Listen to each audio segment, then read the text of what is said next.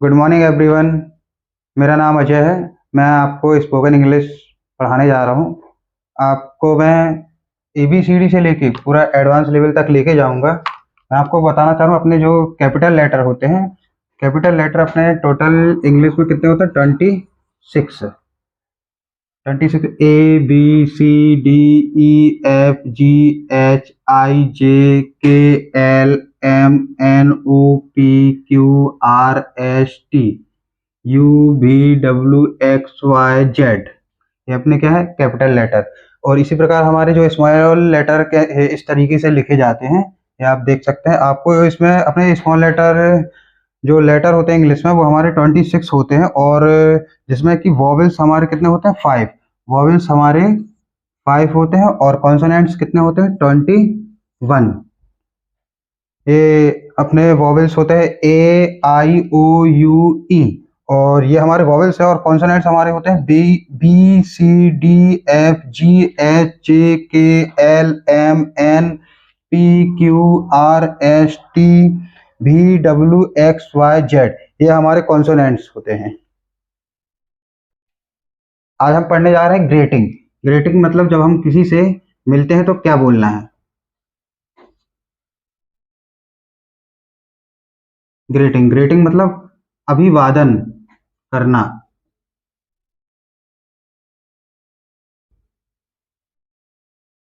अभिवादन जब हम किसी से सुबह टाइम मिलते हैं, मतलब सुबह से मतलब मॉर्निंग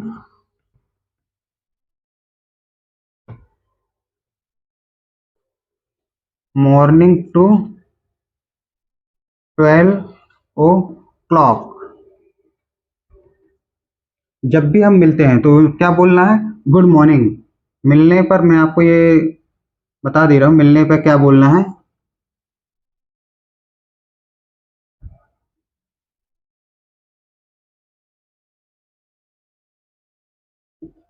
गुड मॉर्निंग।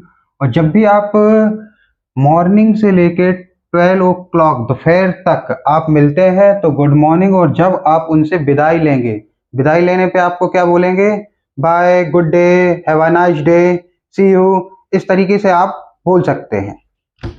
ये मैं आपको बता देता हूँ। मिलने पर और विदाई के टाइम आप बोलेंगे।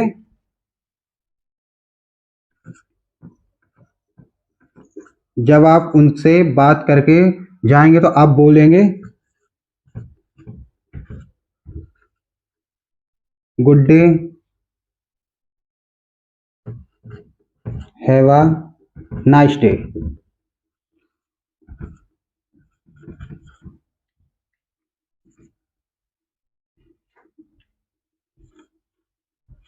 सी यू। इस तरीके से आप बोल सकते हैं। जब भी आप उस मॉर्निंग टू 12 o'clock तक आप जब भी किसी से मिलते हैं तो गुड मॉर्निंग। और जब आप उनसे उसी टाइम ड्यूरेशन के बीच में आप उनसे जब विदाई लेते हैं तो आपको good day, have a nice day बोलना है।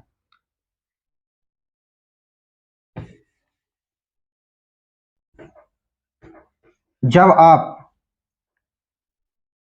जब आप 12 o'clock टू 5 o'clock के बीच जब भी आप मिलते हैं तो आपको क्या बोलना है? जब आप मिलते हैं तो गुड आफ्टरनून।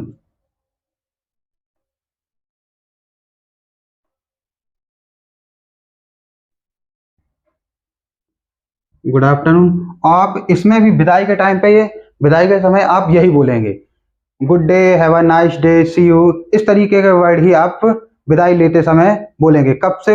सुबह से लेके मॉर्निंग टू 5 o'clock शाम तक जब भी आप विदाई लेंगे तो have a nice day, good day ही बोलेंगे आप। अब आते हैं अपन 5 o'clock से लेके स्लीपिंग टाइम तक। 5 o'clock to sleeping time. Sleeping time में आप जब भी मिलेंगे तो आपको हमेशा, चाहे वो रात के 12 ही क्यों ना बजे हो, आप जब भी उनसे मिलेंगे तो आप गुड इवनिंग ही बोलेंगे। Good evening sir, good evening sister. आपके जो भी कलीग्स हैं आप उनसे गुड इवनिंग ही करेंगे। और टाइम जो भी हो आप उनसे 5 o'clock से लेके स्लीपिंग टाइम तक आप जब भी उनसे विदाई लेंगे तो आप गुड नाइट, सी यू। विदाई के टाइम में क्या बोलेंगे आप?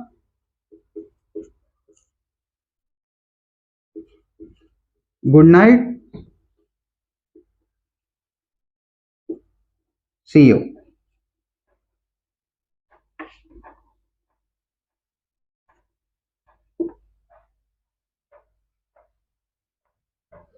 इन सभी चीज़ों का हमारे ग्रेटिंग टाइम में बहुत बड़ा महत्व रहता है, इसीलिए मैं आपको ये चीज़ बता दिया। आपको हमेशा याद रखना है कि जब आप सुबह टाइम मिलेंगे, मॉर्निंग से 12 o'clock तक, तो आप उस बीच में मिलने पे क्या बोलना है? Good morning. और जब आप उनसे विदाई लेंगे तो क्या बोलेंगे? Have a nice day, good day करके आप उनसे ये बोल के चले जाएंगे। और आप 12 o'clock से 5 o'clock तक इस बीच आप जब भी मिलेंगे तो आप क्या बोलेंगे? Good afternoon sir, good afternoon ma'am, आपके जो भी हैं आप उनसे गुड आफ्टरनून ही बोलेंगे। और जब आप इसी बीच में आप उनसे जब विदाई लेंगे तो आपको क्या बोलना है? Have a nice day, good day जैसे शब्दों का ही प्रयोग करना है।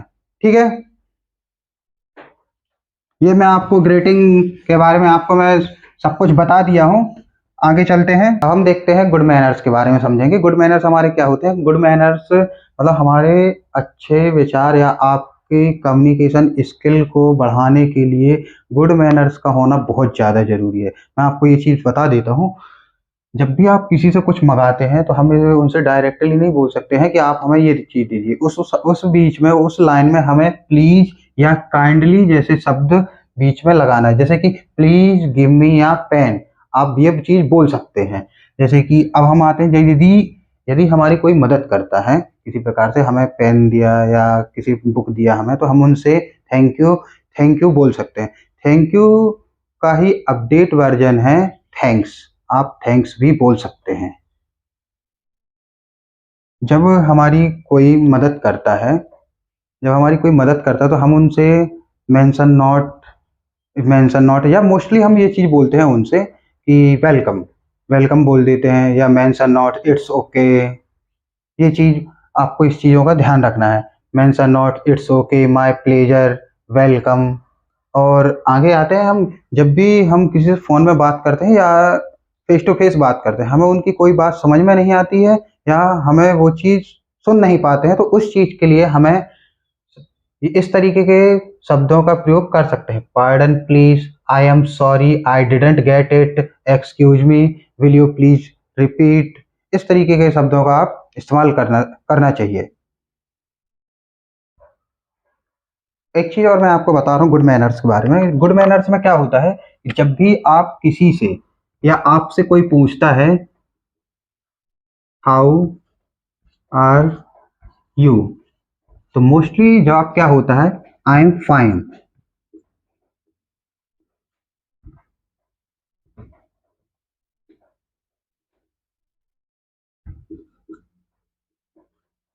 I am fine. आप आई एम फाइन के बाद आप उनसे ये भी पूछ सकते हैं कि आप कैसे हैं, तो हमें ये बोलना चाहिए एंड यू। या आप बोल सकते हैं I am fine and what about you.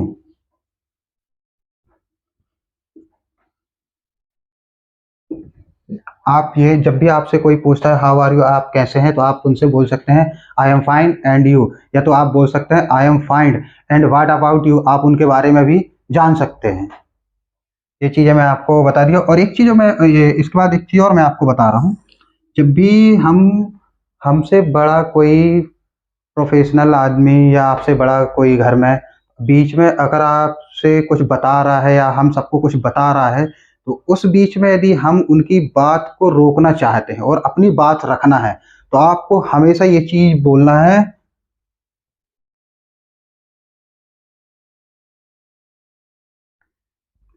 Sorry to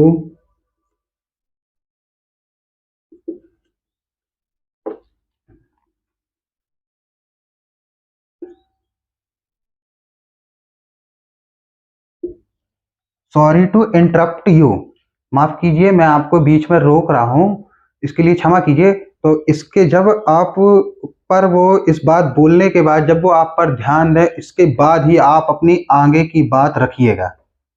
मुझे लगता है कि आप सभी को ये बात समझ में भी आ गई होगी। और आगे हम चलते हैं। अब मैं आपको बताऊंगा, ये चीज मैं आपको सबसे पहले मैं बेसिक लेवल से ही पढ़ाया हूँ, ABCD से लेके हम ये थोड़ा थोड़ा हम इसमें स्पोकन और ग्रामर दोनों चीजें कवर करते चलेंगे कि टाइम को पूछते कैसे हैं, टाइम बताते कैसे हैं। तो टाइम को पूछने के लिए क्या बोलना है, व्हाट्स द टाइम, या हमारा आप चाहे इवनिंग में रहे, मॉर्निंग या नाइट, तो आप व्हाट्स द टाइम ही बोलेंगे।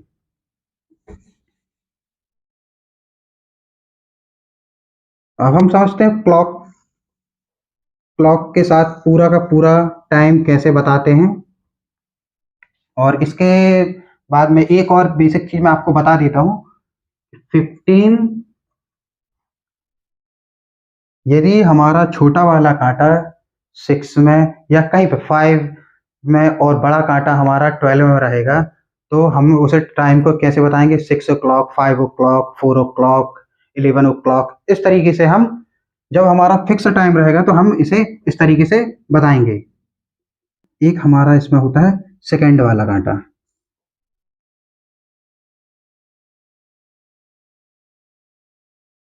सेकंड, और ये वाला हमारा किसको शो करता है, आवर को, और ये वाला कांटा हमारा शो करता है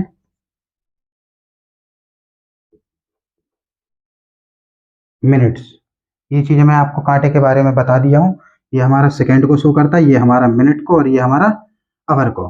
ठीक है, तो आगे चलते हैं हम। इसके बाद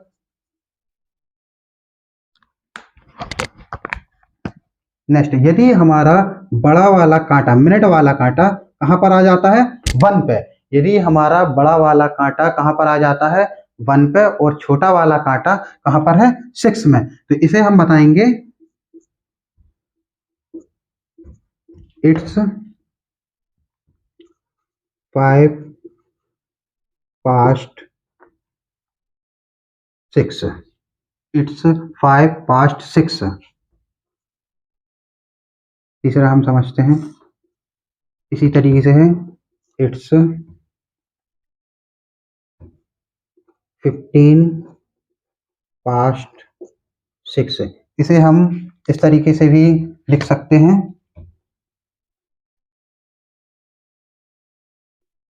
क्वार्टर पास्ट 6। ये अभी मैं आपको बताया था, 15 मिनट को हम क्या बोलते हैं, क्वार्टर। तो जब भी यदि 15 मिनट और 15 मिनट को यदि कोई पूछता है तो आप क्या बोलेंगे, क्वार्टर पास्ट 6, या क्वार्टर पास्ट 5, क्वार्टर पास्ट 7, इस तरीके से हम। और ये जो क्वार्टर है ये किसको शो करता है, सवा को, जैसा हम हिंदी में बताते हैं सवा, कि 6, सवा 6 बज गए, सवा 8 बज गए हैं, ये सवा जो है वो क्वार्टर को शो करता है। आगे चलते हैं। यदि हमारा बड़ा वाला कांटा कहाँ पर आ जाता है, 4 पर, तो ये हो जाएगा अपना 20 past 6। यदि 5 पे आ जाएगा तो क्या होगा, 25 past 6। यदि हमारा बड़ा वाला कांटा कहाँ पर आ जाएगा, 6 में, तो इसे हम बताएंगे 30 past 6, या इसे हम बोल सकते हैं हाफ past 6।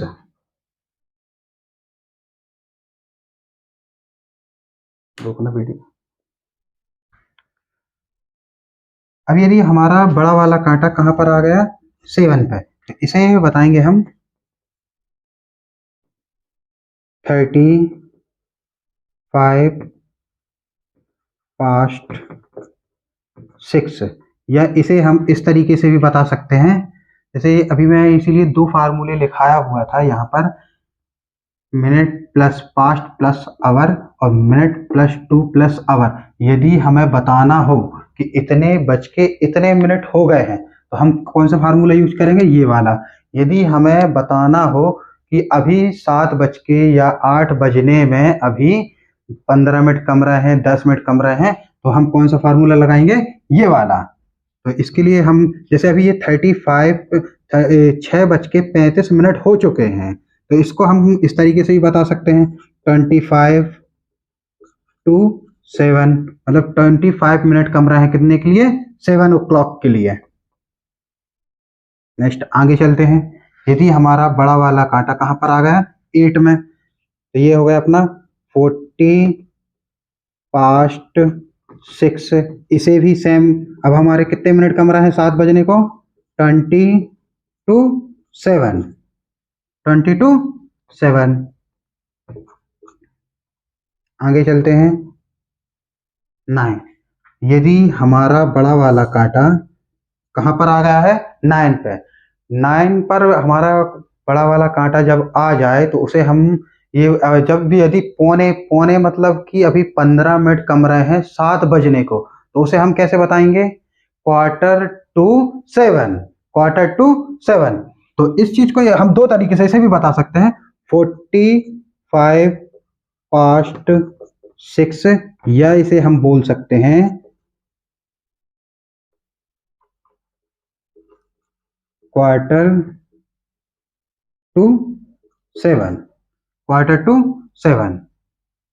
नेक्स्ट आगे चलते हैं। यदि हमारा बड़ा वाला कांटा कहाँ पर आ गया, 10 पे, तो इसे हम बोलेंगे 50 past 6, सेम इसे भी 10 to 7।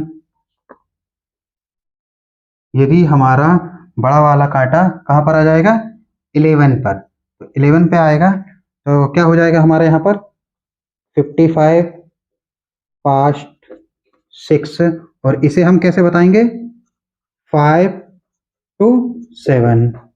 और यदि हमारा बड़ा वाला कांटा 7 पे आ जाएगा, सॉरी 12 पे आ जाएगा, हमारा बड़ा वाला कांटा 12 पे, और छोटा वाला कांटा है जो वो हमारा कहाँ आ जाएगा, 7 पे, 7 पर। तो इसे हम कैसे बताएंगे,